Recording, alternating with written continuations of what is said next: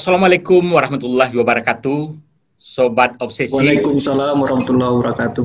Sobat Obsesi bersua kembali dengan program Obsesi Seru dengan moto dari Padang untuk Indonesia. Pada episode ini, kita akan menghadirkan masih tokoh-tokoh hebat. Sekarang adalah alumni Universitas Negeri Padang, guru sekolah dasar, yang sudah menjadi doktor. Beliau adalah Dr. Non Safriadi, SPD, MPD. Selamat malam, Pak Non. Selamat malam, Prof. Selamat malam, Pak Dekan. Baik, Pak Non. Iya, Prof. Pak Non Safriadi tamat doktor pada tahun 2019 ya? 2019, Prof. 2019. Sebagai seorang guru sekolah dasar awalnya, atau kepala sekolah di sekolah dasar, apa motivasi Pak Non untuk mencapai gelar akademik tertinggi ya, jenjang pendidikannya ini adalah tertinggi, seorang doktor. Ini apa yang memotivasi Pak Non ini dulu ini? Silakan Pak Non. Oke, Prof. Terima kasih, Prof. Sebelumnya saya mengucapkan terima kasih kepada Prof dan tim Obsesi Seru yang sudah memberikan kesempatan bersama di channel yang luar biasa ini, suatu kebanggaan bagi saya pribadi khususnya. Tidak nyangka juga seorang guru besar di Universitas Negeri Padang yang sudah dalam waktu singkat sudah luar biasa progresnya terkait dengan channel yang bermanfaat ini. Baik, Prof. Terkait dengan motivasi untuk meraih doktor itu sesungguhnya lahir ketika saya menempuh pendidikan S2, Prof. S2 jadi di Universitas Negeri Padang juga, Prof. Okay. Jadi saya alumni strata 2 dan strata 3 di Universitas Negeri Padang. Okay. Jadi sedikit kilas balik ke belakang, sebentar, Prof. Saya alumni D2 PGSD. Jadi awalnya saya juga tidak kepikiran untuk bisa alhamdulillah sampai ke jenjang strata 3 ini. Strata 3 ini ya? Ya, jadi awalnya saya berangkat dari SLTA, lalu karena tidak lulus di PBUD mahasiswa undangan waktu itu, jadi abang membawa ke Pekanbaru untuk kuliah di sana. Oke, sebentar Pak Non. Keinginan saya waktu itu adalah kuliah di teknik, Prof. Saya ingin kuliah di teknik tambangan. Oke. Jadi ya, walaupun orang tua berasal dari pendidik, kepala sekolah dasar, tapi saya melihat profesi sarjana pertambangan, insinyur itu waktu itu sungguh luar biasa. Jadi pemikiran saya ingin bekerja di perusahaan-perusahaan besar seperti di Chevron, di Caltech, Pertamina. Nah, itu gambarannya, Prof.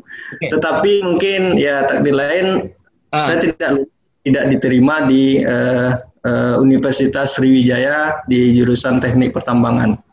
Nah, setelah tamat SLTA, karena saya tidak lulus di PBUD tersebut, saya dibawa oleh abang, kebetulan beliau dosen di Universitas Riau, untuk kuliah di Pekanbaru.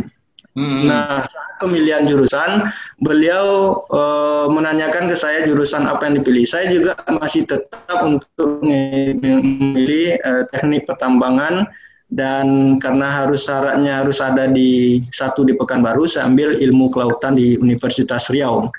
Nah, saat itu PGSD di Universitas Riau baru angkatan ketiga, Prof. Jadi orang tua yang juga kepala sekolah berkeinginan untuk agar cepat selesai gitu. Jadi beliau menganjurkan untuk tetap mengambil PGSD, dan alhamdulillah pada waktu itu, Prof, punya kesempatan memilih di dua yang sama, yaitu yang satu di teknik pertambangan, yang satu di PGSD, karena ujiannya terpisah waktu itu, masih berjarak 1 minggu. Nah, setelah keluar pengumuman, ternyata juga yang S1 tidak lulus. Yang lulus cuman D2 PGSD, Bro. Ya, D2 PGSD. Jadi, saya tempuh D2 PGSD, walaupun belum fokus sebenarnya untuk kuliah di situ. Istilah sekarang belum move on juga, Bro. Saya masih berkeinginan untuk kuliah di teknik juga. Teknik juga. Nah, karena D2 PGSD waktu itu semester 1 dan semester 2 masih pendalaman dari SLTA, dan kebetulan saya alumni SMA jurusan fisika. Jadi materi-materi itu masih fresh gitu, Prof. Dibandingkan dengan teman-teman yang sebagian besar ada alumni SPG yang sudah tamat beberapa tahun sebelumnya.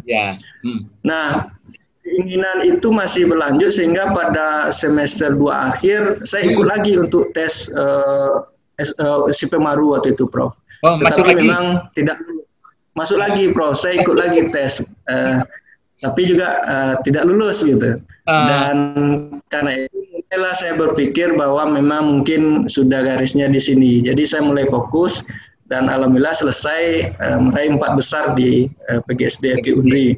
D2 ya? Nah, setelah selesai PGSD yang waktu itu masih angkatan ketiga, sebelumnya kan masih di drop ini, Prof, masih di drop dari IKIP Padang, IKIP Medan, IKIP Jakarta untuk Provinsi Riau.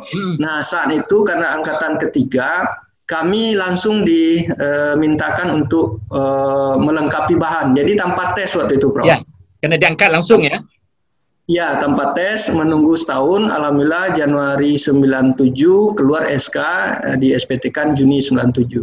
Di mana? Jadi pas pengangkatan ini yang menarik, Prof. Jadi pas pengangkatan itu, ketika itu masih berhubungan dengan Dinas Pendidikan Provinsi, kami diberitahu bahwa SK sudah keluar gitu. Silakan ke kantor Dinas Pendidikan. Nah, di situ kami cek. Saya lihat tempat tugas di SDN 051 Pulau Burung, Kabupaten Indragiri Hilir. Nah, saya tidak tahu lokasi Pulau Burung itu, Prof. Yang saya tahu cuman Kabupaten Indragiri Hilir, ibu kota Tembilahan, karena kakak waktu itu bertugas sebagai guru SMP di Tembilahan. Baru sampai.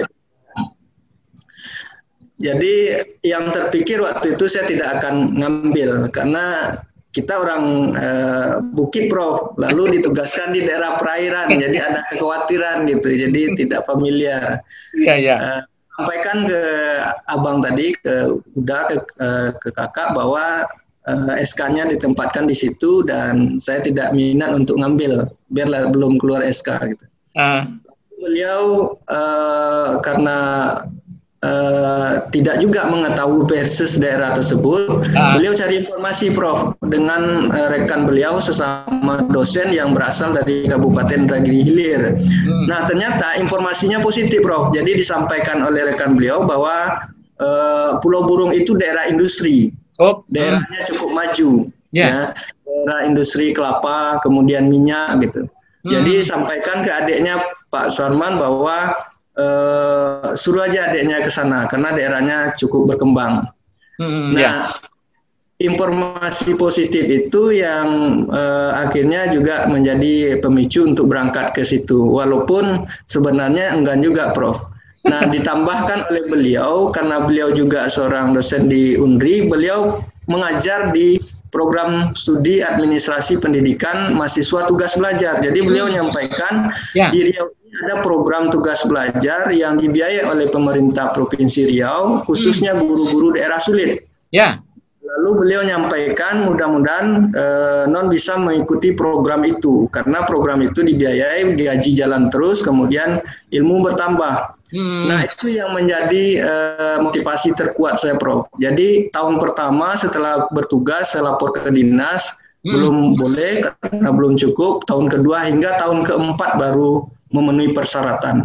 Tahun keempat itu saya ikut tes tahun 2001. Dari 129 peserta tes waktu itu, Riau Kepulauan sekarang, Kepulauan Riau masih bergabung dengan Riau. Alhamdulillah saya ikut lolos 20 yang dibiayai oleh pemerintah Provinsi Riau.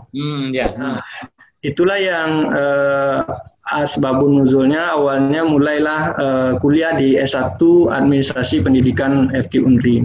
Nah, setelah kuliah S1 ini saya melihat, Prof, terasa betul kekurangan karena ya maklum kita dari daerah, biasanya di daerah sudah lumayan lah gitu, Prof. Tapi setelah berkumpul dengan orang-orang hebat di perguruan tinggi, jadi terasa kekurangan. Nah, alhamdulillah tamat 2005, lulusan terbaik untuk program studi. Jadi waktu itu Ketua Prodi merekomendasikan untuk lanjut S2. Lanjut S2, saya lapor ke Kepala Dinas dan beliau mengizinkan dengan catatan memang tidak ada bantuan karena memang tidak ada anggaran di APBD. Dan saya siap untuk izin biaya sendiri. Nah, setelah S2, saya masuk di Universitas Negeri Padang, itu semakin mulailah di situ Prof, karena saya diajar oleh sebagian besar guru besar yang berasal dari Universitas Negeri Padang, kolega Prof juga, termasuk direktur paskanya waktu itu Prof Mukhayyar. Oh ya, ya, ya. Prof Mukhayyar itu sempat masuk beberapa semester. Saya tidak tahu juga pertimbangan beliau, sehingga beliau menyampaikan harus lanjut S3. Jadi rekomendasi secara tidak tertulis itu semakin menguatkan saya, apalagi saat penyampaian materi, guru besar itu menceritakan CV, ada yang tamat Amerika, ada yang tamat Inggris, ada yang tamat pokoknya macam-macam perguruan tinggi asal dari guru besar tersebut. Jadi itu mulailah timbul keinginan kapan bisa seperti beliau gitu. Jadi mudah-mudahan saya juga bisa seperti beliau. Akhirnya di S2 itulah mulai Prof saya ingin juga meraih S3. Walaupun nanti kalau tidak ada bantuan saya siap untuk biaya sendiri gitu. Jadi di situ awalnya Prof yang untuk tertarik meraih S3. Oke, itu berarti banyak orang yang yang mendorong untuk menjadi doktor itu ya Pak Nun ya. Tapi tadi dari banyak Prof, banyak Prof. Dari segi pemerintahan, dinas itu memberi izin atau bagaimana untuk S2 dan S3 itu Pak Non? Jadi untuk S2, saya izin belajar Prof, diberikan izin oleh pemerintah Kabupaten Indragiri Hilir dengan catatan memang tidak ada bantuan Prof, tidak ada biaya dari kabupaten. Tetapi saat perkuliahan itu, alhamdulillah saya juga mengajukan proposal ke Pemprov Riau dan biaya bantuan buku, alhamdulillah didapatkan juga dari pemerintah Provinsi Riau, Prof. Nah, setaman S2 itu, karena ada rekomendasi dari Prof Mukhayyar, saya coba konfirmasi izin informasikan ke Dinas Pendidikan. Sebagai atasan saya melapor ke Kepala Dinas bahwa mohon izin untuk melanjutkan S3. Tapi karena saya sudah beberapa tahun, mulai dari S1, S2, jadi beliau meminta untuk kembali dulu. Jadi pun nanti kalaupun mau melanjutkan S3 setelah bertugas dulu beberapa tahun. Dan saya ikuti Prof. Jadi saya kembali ke Indragiri Hilir sebagai tempat tugas, tetapi saya tidak ditugaskan lagi di tempat asal. Jadi yang dulunya di Pulau Burung itu Prof dari ibu kota Kabupaten Indragiri Hilir Tembilan itu berangkat pagi sampai sore di sana Prof dengan alat transportasi bus laut. Sungai ya? Ya. Oke. Sungai Prof. Jadi waktu itu belum ada jalur darat. Jadi kalau berangkat pagi dari Tembilahan, kemudian nyambung beberapa kali naik boat, lalu baru sampai sekitar jam 5, jam 6 sore di tempat tugas. Ya. Oke. Setelah berarti dipindahkan di mana? Di Tembilahan Hilir? Dipindahkan sempat transit di Dinas Pendidikan selama 4 bulan Prof. Kemudian karena saya keinginan untuk di sekolah, akhirnya saya ditempatkan di sekolah lebih kurang 20 kilo dari ibu kota kabupaten. Jadi di ibu kota kecamatan saya ditugaskan waktu itu Prof. Oke. Sebentar Pak Non. Kalau kita lihat tentu di lingkungan Pak Non, saya pikir yakin tidak banyak ya yang guru sekolah dasar punya keinginan untuk melanjutkan S3. Apakah Pak Non untuk S2 dan S3 itu tidak aneh bagi guru-guru, teman-teman, kolega-kolega di Tembilahan pada waktu itu? Betul Prof. Jadi sebagian ada yang mendukung, sebagian juga ada yang melemahkan gitu. Untuk apa S3, kita guru SD gitu ya Prof ya. Tetapi saya berkeyakinan Prof, di agama kita kan mengajarkan orang yang berilmu dan beriman akan ditinggikan beberapa derajat. Jadi saya prinsip itu saja, Prof. Dan itu memang dari kecil orang tua selaku kepala sekolah pendidik menyampaikan kepada kami, kebetulan 7 bersaudara, beliau selalu menekankan pentingnya pendidikan, Prof. Jadi kalau ingin berubah, kata beliau, ya melalui pendidikan. Kita tidak punya harta yang banyak, tidak punya materi yang berlimpah. Jadi kalau kalian ingin berubah, maka dengan pendidikan. Jadi ibaratnya semacam batang ubi, kalau batang ubi itu dicampakkan di mana saja bisa hidup. Nah, kalau pendidikan seperti itu, kata beliau. Berbeda kalau harta banyak, kalau tidak dikelola dengan baik, juga nanti akan menimbulkan permasalahan. Tapi kalau dengan pendidikan, insya Allah kalian akan bisa eksis. Jadi itu salah satu cambuk bagi kami adik-beradik untuk meningkatkan pendidikan gitu, Prof. Oke. Baik Pak Non, berarti memang itu ada ya yang melihat secara positif, tentu ada juga yang melihat secara negatif ya. Berikutnya Pak Non. Ada, Prof. Setelah tamat dan sudah memperoleh gelar doktor, saya lihat ini banyak sekali ya aktivitas tambahan sebagai pemateri sekarang diminta di mana-mana ya. Itu kegiatan seperti itu di mana saja itu? Di tingkat apa? Kabupaten itu mungkin di Tembilahan maksudnya itu ya? Kan hampir sebagai pemateri gitu ya? Ya, alhamdulillah Prof. Jadi memang apa yang dijanjikan Allah itu sudah saya buktikan, Prof. Jadi dengan berbekal ijazah S3, alhamdulillah sekarang mulai mengajar di perguruan tinggi. Kalau yang di STAI itu sudah sejak tahun 2010, kemudian jadi pemateri dan alhamdulillah sudah sampai di Damasraya, Prof, untuk memberikan materi ketika waktu itu seminar nasional. Kemudian juga menulis buku dan artikel di berbagai media cetak dan media online. Jadi alhamdulillah memang saya menyadari dengan bekal pendidikan itu rasanya bisa seperti sekarang, satu diantaranya, Prof. Karena kalau saya masih pendidikan D2 PGSD, walaupun bagaimanapun membuat lamaran, saya pikir orang tidak akan bisa menerima gitu, Prof. Tapi dengan bekal pendidikan ini, alhamdulillah sekarang juga sudah masuk di S2 untuk tutor universitas terbuka juga, Prof. Universitas terbuka ya. Oke, baik. Ya, program pascasarjana, Prof. Ya, oke.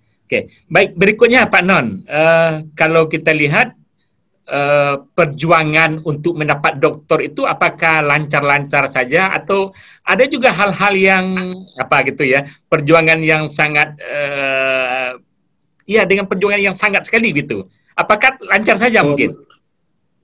Luar biasa, Prof. Jadi sekilas, Prof, saya hampir saja tidak menyelesaikan, Prof. Jadi pernah sampai terbersit keinginan untuk saya tidak akan menyelesaikan. Jadi ceritanya gini, Prof, setelah saya menyelesaikan teori 3 semester, kemudian ujian kompre semester 4, alhamdulillah lulus dengan ujian kompre pertama, langsung lulus. Kemudian langsung seminar proposal. Nah, setelah seminar proposal, saya kan kembali ke tempat tugas, Prof, ke Kabupaten Indragiri Hilir.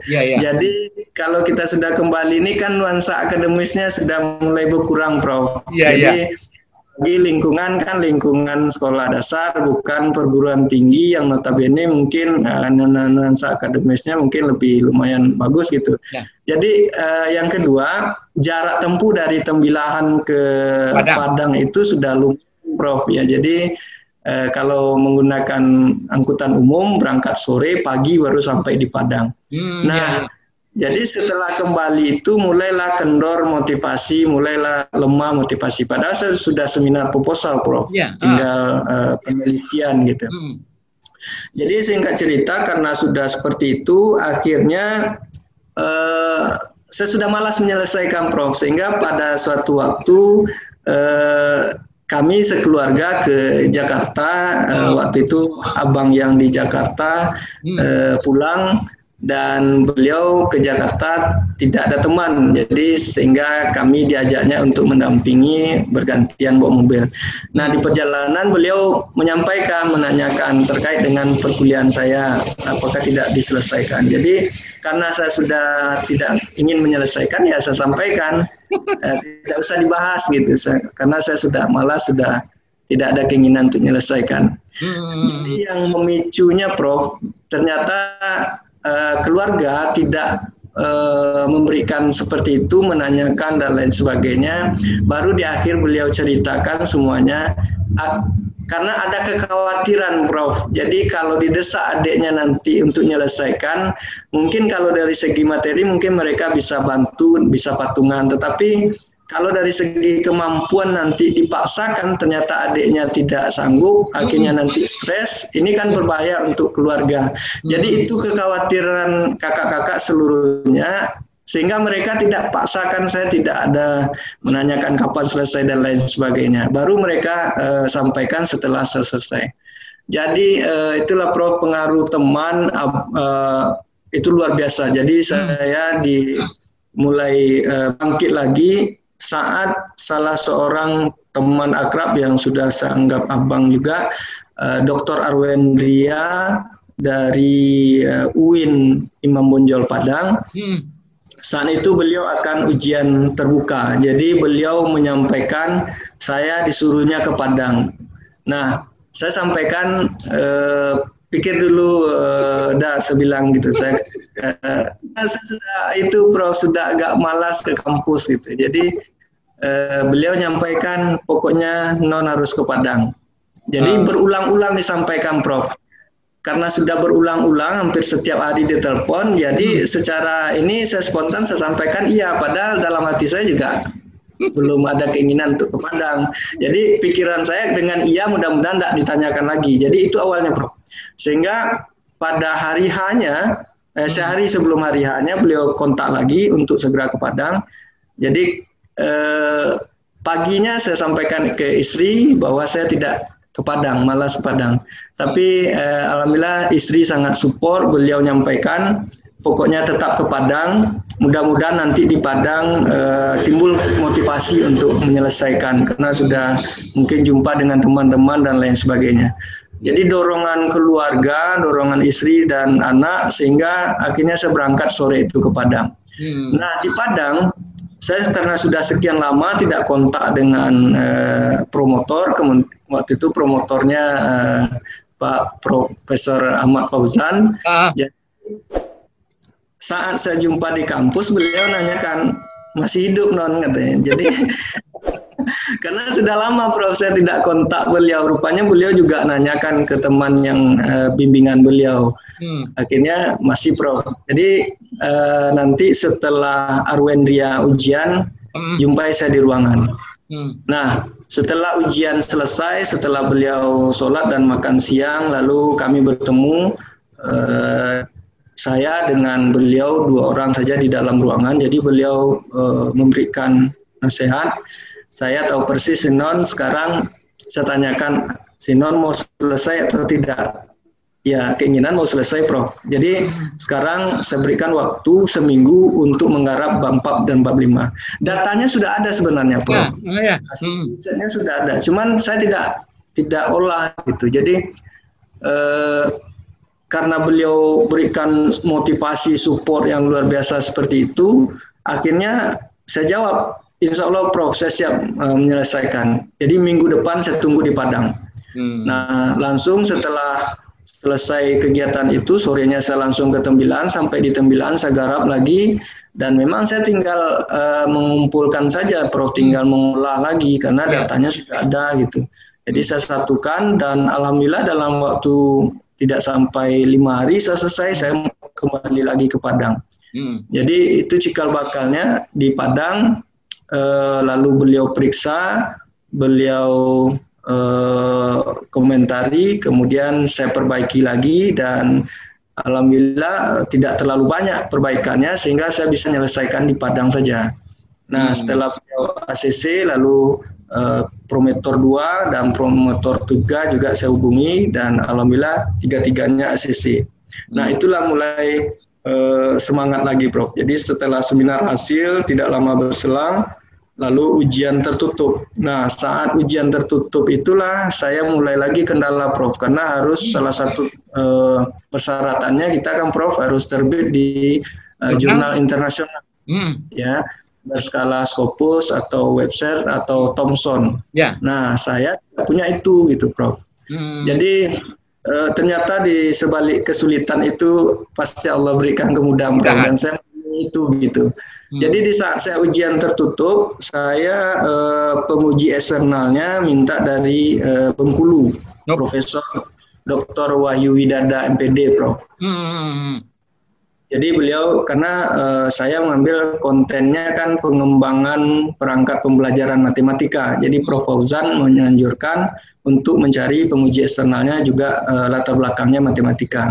Jadi saya hubungi beliau, beliau berkenan. Nah, saat ujian tertutup, setelah ujian tertutup berlangsung, beliau langsung mengapresiasi dan menyampaikan, Pak Non langsung ujian terbuka. Tidak usah nunggu lama-lama, 2 minggu lagi ujian terbuka.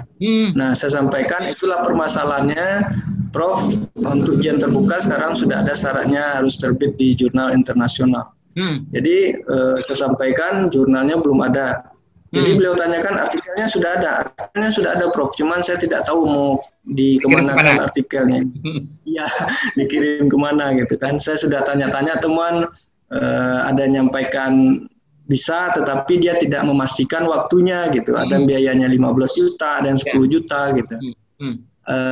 Akhirnya beliau kan termasuk reviewer internasional juga, jadi beliau menyampaikan akan dibantu. Jadi kita akan cari nanti jurnal untuk yang skala Scopus dan Webster atau Thomson. Akhirnya saya kirimkan ke beliau artikel yang sudah saya tulis. Nah, beliau waktu itu bulan Februari saya ujian tertutup, bulan Maret beliau konfirmasi bisa terbit di Copernicus, Prof. Copernicus. Ya, Copernicus. Jadi karena saya baca salah satunya tidak ada yang Copernicus, jadi saya kontak pasca sarjana untuk memastikan ini dibolehkan. Nah, ternyata memang Copernicus tidak masuk kategori dari pasca tersebut. Akhirnya saya sampaikan ke beliau, mohon maaf Prof, Copernicus tidak termasuk kategori yang dipersyaratkan untuk ujian terbuka. Oke lah kalau begitu kita langsung ke Scopus saja. Nah, itulah tidak lama juga, bulan Maret, bulan April, bulan Mei, bulan Juni saat Lebaran, Prof. Beliau memberikan informasi bahwa alhamdulillah jurnal artikelnya sudah accept di Scopus. Nah, bulan Juni, Juli pengurusan, bulan Agus ujian terbuka, Prof. Jadi saat itu masih belum COVID, jadi masih ujian terbuka. Oke, baik Pak Non. Biasanya itulah yang ujian ya, ujian. Bahkan ada profesor-profesor kita menyatakan ujian pada hari H itu pasti lulus. Tapi sepanjang 2 tahun, 3 tahun itu adalah ujian. Biasanya juga teman-teman dan istri, anak-anak, biasanya istri selalu bertanya kapan siap, kapan selesai, atau nanti atasan kita juga begitu kan, kalau sudah sampai di tempat, ini kapan siapnya Pak Non, biasanya begitu. Itu bagaimana Pak Non menghadapinya kalau ada pertanyaan-pertanyaan seperti itu? Jadi betul sekali Prof, pertanyaan itu terkadang memang rasanya kadang menyakitkan juga gitu Prof, karena walaupun beliau tidak sampaikan kok sudah ini sekian tahun tidak selesai juga gitu. Jadi cuman saya kalau untuk keluarga, kalau keluarga kan memang sudah support dari awal Prof ya. Jadi beliau tahu persis keinginan dan kemampuannya sehingga istri menyerahkan sepenuhnya. Cuman disarankan kalau bisa memang diselesaikan karena nanti jadi beban mental juga, setidaknya tentu bagi anak Prof. Jadi papanya dulu pernah kuliah S3 selesai gitu. Jadi tidak tamat gitu itu yang tidak tamat, itu juga yang menjadi. Cuman memang saat itu masih Prof, masih bertahan saya untuk malas gitu untuk tidak mengurus studi itu, sehingga kawan-kawan ketika yang paling banyak itu nanyakan kawan-kawan di perguruan tinggi juga, Prof, di dosen di STAI gitu kan, sampai di mana Pak Non kuliahnya. Jadi mungkin mereka satu sisi memang mensupport saya berhusnuzon saja, tapi kadang pemikiran saya sekadang mungkin ini cemee atau apa gitu, Bro. Nah, alhamdulillah saya dipertemukan dengan Pak Arwendia yang luar biasa mensupport, walaupun banyak juga rekan-rekan lain, Prof. Tapi yang Pak Arwendia ini memang agak sedikit memaksa. Kalau yang lain normatif saja. Kadang kami kan juga ada grup, beliau nyampaikan tolong selesaikan kan. Akhirnya informasi kawan-kawan yang sudah selesai juga di-share gitu. Kan itu selesai, kenapa tidak selesai? Sehingga tapi itu tidak seperti Dr. Arwendia ini, Prof. Jadi Dr. Arwendia ini memang sedikit memaksa, pokoknya harus ke Padang gitu. Gimana pun harus selesai.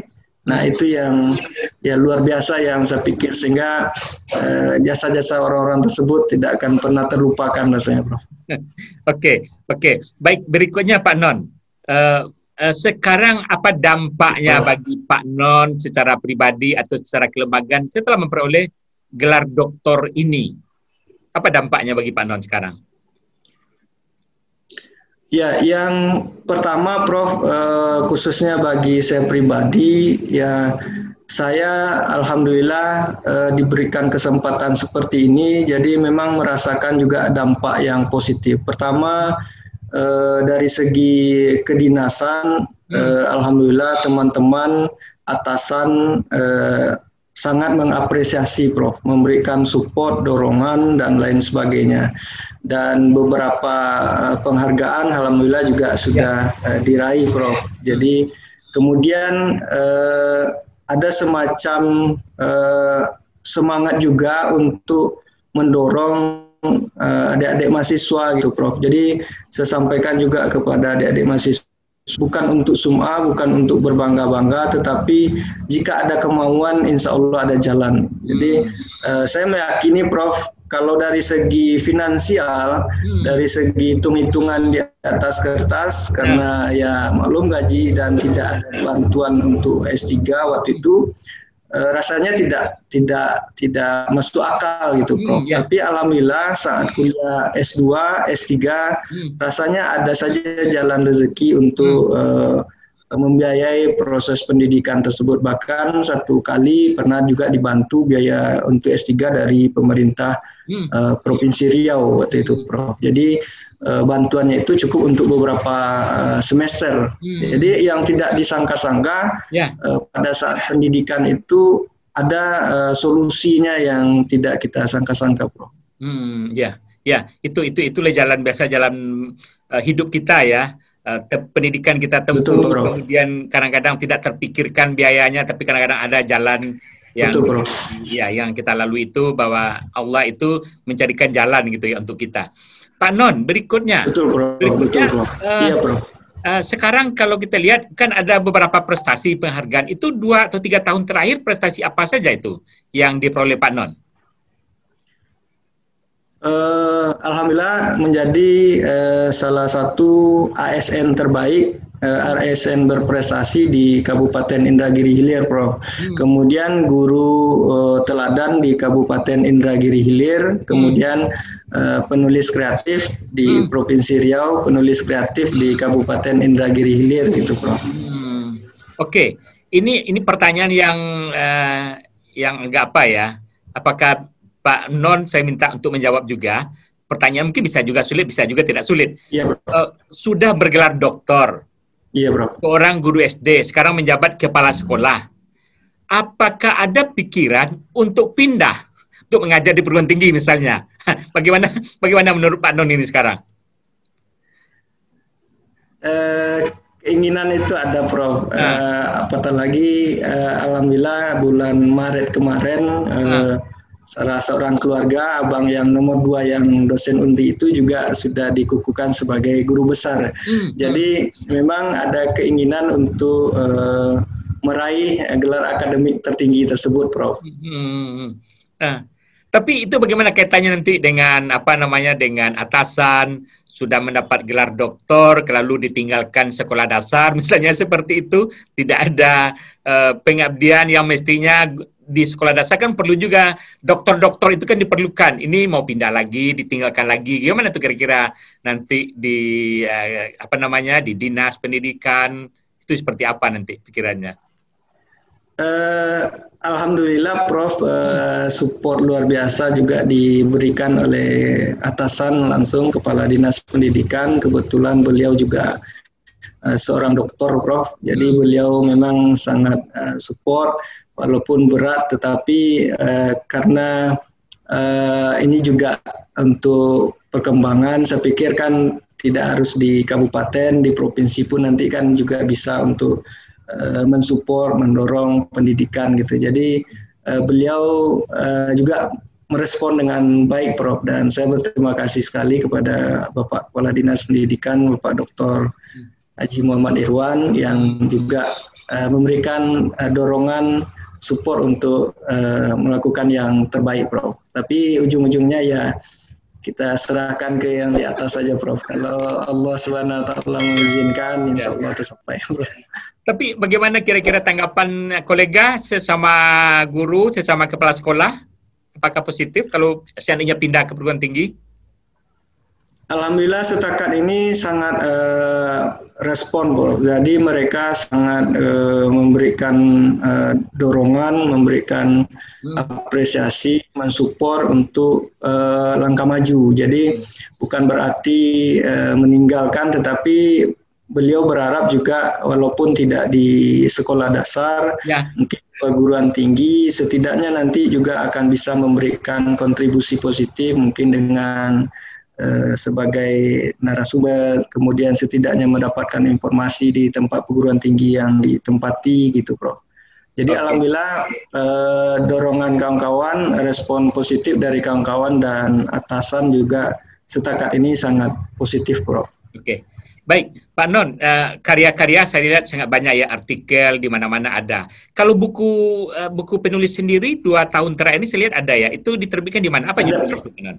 Ya, alhamdulillah. Jadi saya selesai S3 itu saya langsung terbitkan buku Guru SD jadi doktor, Prof. Jadi buku tersebut sekali lagi bukan untuk sum'ah, bukan untuk berbangga-bangga, bukan untuk menyombongkan diri, dan saya menyadari itu mudah-mudahan tulisan yang sekecil itu bisa memberikan inspirasi, motivasi bagi rekan-rekan, khususnya teman-teman yang bertugas sebagai guru sekolah dasar. Karena saya melihat Prof, guru-guru kita ini kan juga guru-guru hebat Prof, cuman terkadang mungkin informasi, kemudian mungkin support, mungkin motivasi gitu, itu yang mungkin mereka tidak sempat ke situ. Kalau dari segi potensi, saya meyakini mereka itu juga orang-orang hebat. Dan di Kabupaten Indragiri Hilir, Prof, juga sudah ada guru SD jadi doktor sebelum saya. Juga alumni Universitas Negeri Padang. Beliau S1-nya di Universitas Negeri Padang, kemudian S2-nya di Bandung, S3 di Bandung. Tapi ya Allah lebih dulu memanggil beliau, jadi sehingga beliau tidak sempat berkarir yang cukup hebat, karena baru beberapa tahun menyelesaikan beliau sudah dipanggil oleh Allah Subhanahu Wa Taala. Baik. Kemudian buku itu diterbitkan di Pustaka Media Guru Surabaya, Prof. Surabaya. Tahun 2019. Setelah itu, kemudian tahun 2020 saya terbitkan lagi buku Menjadi Guru Hebat di Era Revolusi Industri 4.0. Penerbitnya Depublish Yogyakarta. Ya, Yogyakarta. Nah, itu 2 buku solo yang saya terbitkan, kemudian buku bergabung dengan teman-teman juga ada menggiatkan literasi sekolah, kemudian juga kegiatan bersempena dengan Hari Guru Nasional tahun 2020. Itu yang buku, kemudian jurnal dan bahan ajar juga beberapa mata kuliah juga sudah dibuat, ada, Prof. Oke, Iya. berikutnya Pak Non. Berikutnya apa obsesi Pak Non untuk dunia pendidikan? Ya mungkin bisa di Provinsi Riau atau di Indonesia. Ini kan seorang guru sekolah dasar, kepala sekolah, sudah menjadi doktor. Dan apa obsesi Pak Non untuk kedepannya dalam dunia pendidikan ini? Obsesi Prof tentu berkeinginan untuk lebih baik lagi gitu Prof. Jadi salah satu obsesi terbesar saya ingin menjadi seperti Prof menjadi meraih gelar guru besar, itu obsesi terbesar gitu.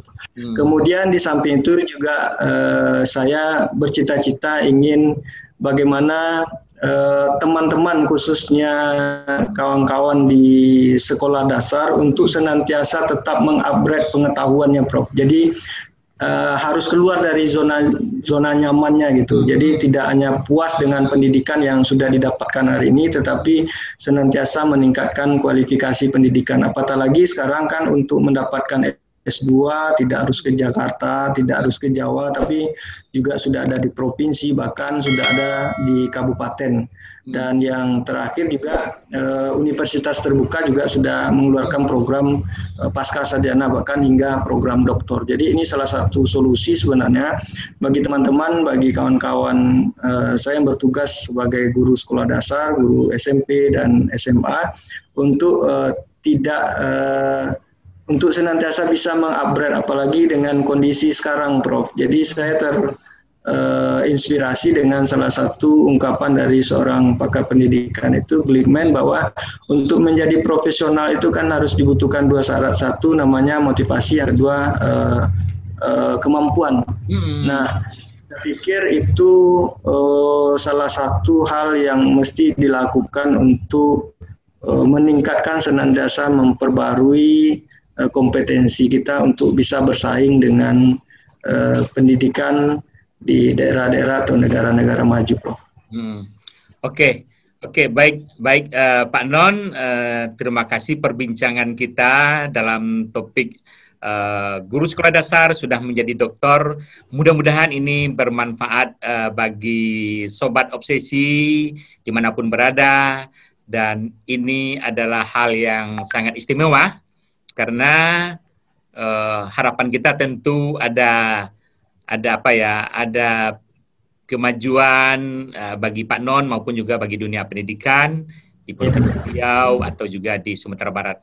Terakhir Pak Non, apa ajakan Pak Non kepada guru-guru sekolah dasar di Provinsi Riau atau di Indonesia pada umumnya? Oke, Prof. Jadi sebelum saya jawab yang terakhir, saya menyampaikan terima kasih dan apresiasi sebelumnya kepada Prof. Ermanto, seorang dekan di FBS Universitas Negeri Padang yang sudah mengundang di acara yang luar biasa ini. Saya selalu menyimak konten-konten Prof yang tidak hanya di-share di Facebook, tetapi juga saya baca sekali di YouTube. Dan saya memberikan apresiasi kepada Prof di tengah kesibukan Prof yang luar biasa, masih menyempatkan diri untuk senantiasa menginspirasi, khususnya bagi kami Prof, bagi tenaga pendidik yang notabene bergerak dalam dunia pendidikan. Apalagi Prof menampilkan sosok-sosok tokoh-tokoh hebat di dunia pendidikan, ya, yang tidak asing lagi bagi kami di dunia pendidikan, seorang guru besar, seorang tokoh-tokoh hebat dari Universitas Negeri Padang dan tokoh-tokoh lain yang sudah Prof undang.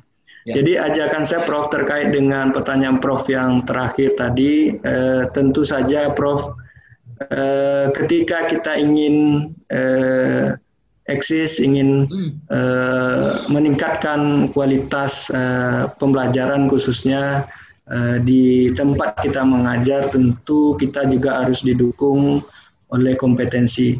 Nah, kompetensi itu terlahir juga melalui diklat, melalui pendidikan penataran. Jadi tidak ada salahnya, saya pikir Bapak Ibu guru hebat, teman-teman, untuk senantiasa meningkatkan kualifikasi pendidikan.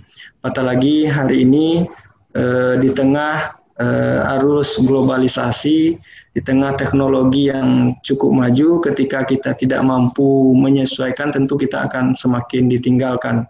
tidak saja ditinggalkan dari teknologi itu tersebut, tapi juga barangkali nanti akan ditinggalkan juga dari peserta didik yang dalam tanda kutip mungkin mereka kurang respect dan lain sebagainya. Ketika kita memiliki motivasi yang kuat untuk belajar, setidaknya ini juga akan menginspirasi peserta didik. Jadi apa yang saya lakukan itu, Prof, minimal setidaknya bisa menginspirasi anak-anak saya. Karena Bapak saja yang sudah tidak muda lagi, barangkali mungkin masih mau kuliah, masih mau melanjutkan pendidikan. Jadi itu juga yang menjadi harapan saya kepada Bapak dan Ibu guru yang sedang kuliah saat ini, yang mau kuliah. Kalaupun mungkin belum bisa menginspirasi orang lain, tapi setidaknya tanpa disuruh melihat Bapak dan Ibu sedang kuliah, melanjutkan pendidikan dan lain sebagainya, itu akan menjadi pemicu dorongan tersendiri bagi putra-putrinya, bagi anak-anaknya. Jadi saya pikir demikian, Prof. Oke. Baik Pak Dr. Don Safriadi, SPD MPD. Terima kasih atas kehadirannya dalam program Obsesi Seru. Mudah-mudahan sama-sama, Prof. Ya, ini bermanfaat bagi sobat. Sobat Obsesi, demikian perbincangan kami gelar bicara dengan Bapak Dr. Don Safriadi, SPD MPD. Sampai bersua kembali pada episode berikutnya. Assalamualaikum warahmatullahi wabarakatuh.